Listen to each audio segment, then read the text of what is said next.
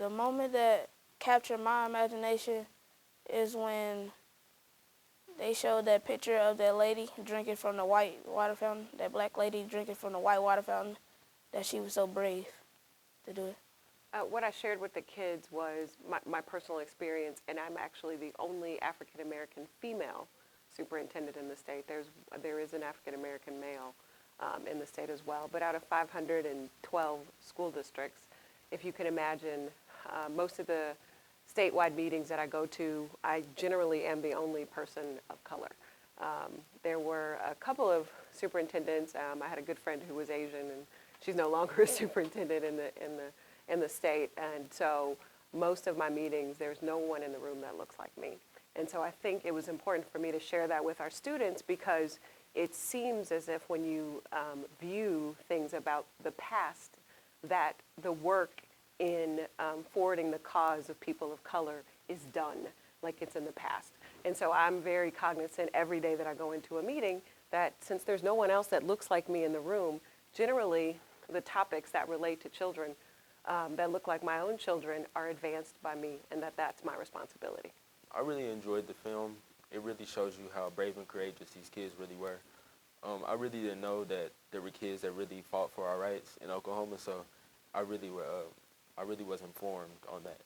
That film showed that other people had to go through hard times than us instead of us having our wants and our needs.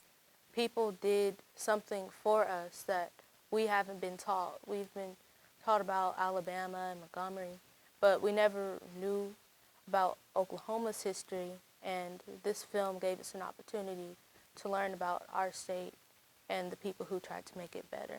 I think having Ms. Henderson come out and have that conversation and being able to talk to the original or some of the original 13 are very powerful. Many of those are leaders around our community. I shared with a few of the students after the viewing that one of the gentlemen doing most of the speaking in there, Mr. Williams, is actually Kanye West's uncle. He won't say that on film, but you think Kanye West wouldn't have even had his start, maybe, had his uncle not had the influence and the courage to do the things that he did, which undoubtedly influenced his life.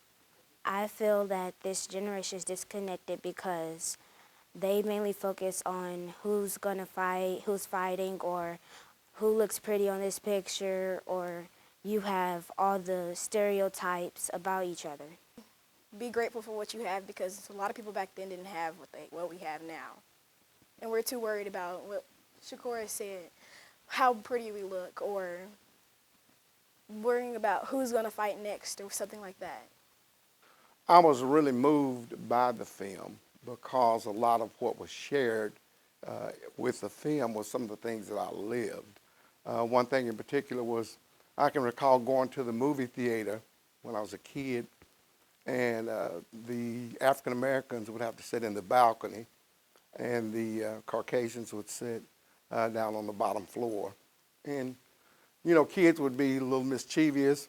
We would drink our drink, and the ice that was left over, we'd just kind of toss it down there and being mischievous. But that was an experience. And we didn't really understand why we had to be up top and they would be at the bottom. And once we got an opportunity to interact with those students at the concession area, and it was strange because we could go to the concession. There was only one concession. And we'd have little conversations, and we'd kind of like, oh, you know, they're cool. They're just a little brighter than we are as far as the color of their skin, but they're cool. When I saw the documentary film, I thought, like, how brave the kids were to go out and fight for their freedom, and that they were so brave that they inspired others to think, like, how come I can't do that, and things like that. I would highly endorse that this program is shared throughout every one of the 77 counties so that students can have an opportunity to experience and to see what took place 70 plus years, and to understand that there are still folk that are alive that can come and share with them and speak on their involvement in it. And not quite 70 years, I'm kind of but I would say the last 35, 40 years.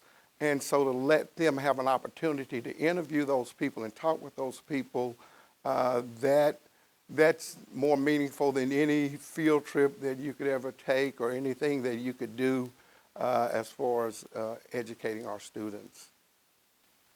It inspired me because I thought that if they could do it, then I could do it. And I think that's right, how they went out and stayed in the restaurants to fight for their freedom.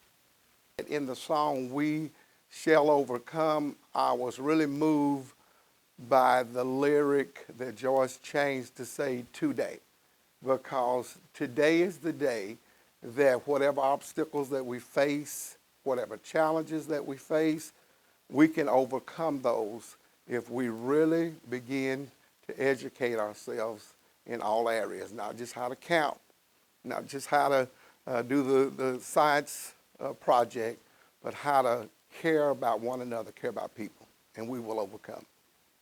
I would recommend this documentary not only for the state of Oklahoma, I would recommend this documentary nationwide. Rosa Parks sat in the front of the bus and she wouldn't get up, and yet we today sit in the back of the bus not even knowing our own history.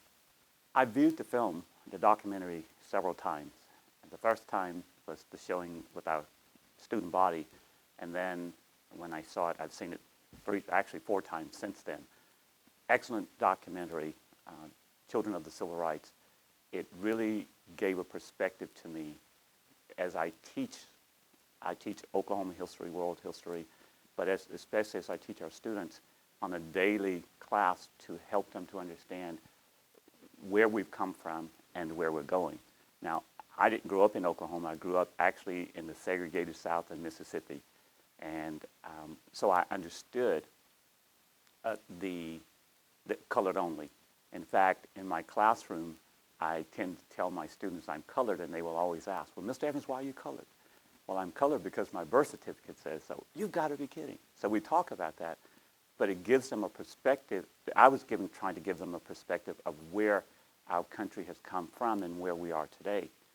Watching a documentary when they can actually see the colored-only water fountain, the colored-only waiting rooms, understand the sit-ins, what transpired, even with students, that students felt the need for change, to not be called colored necessarily, but not to be ostracized because of the color of their skin.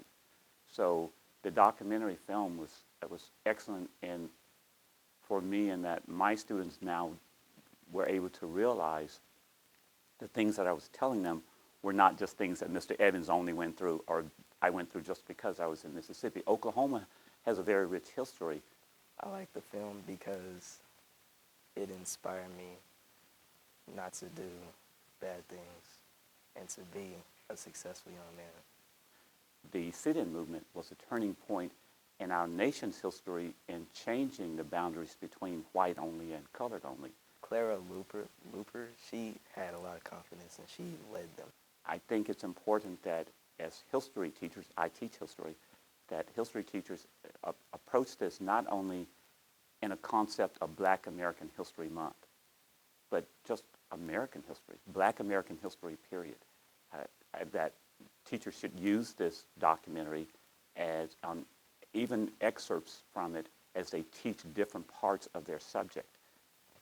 It convinced me to tell others about what Oklahoma's history of civil rights to other people, like to my family and other friends. Let's discuss Black Lives Matter movement. Let's see how that today fits in with the sit-in movement in the 1950s and 60s, early 60s. So I would encourage, one, definitely that it be used, and it be used explicitly, not just, again, during Black History Month, but throughout the school year. I wouldn't cause violence. I would have sat there. I would have asked if I could be served or, just more I could do. Probably more than anything else, the documentary, or having seen this documentary, gave me a fresh perspective. I remember, again, as I said earlier, growing up in the segregated South in Mississippi, and I remember singing the song, "We Shall Overcome," hands crossed and swaying side to side, "We shall overcome." I remember singing those songs with my mom and my sisters and members of our neighborhood, then it was like, okay, this is how life is. As I think in the documentary, one of the gentlemen who said he was a police officer in a small town in Oklahoma, and he didn't realize that blacks didn't come to the restaurant simply because we were not allowed because of the color of our skin. He never thought about it because he went in, whites were there, and everybody engaged.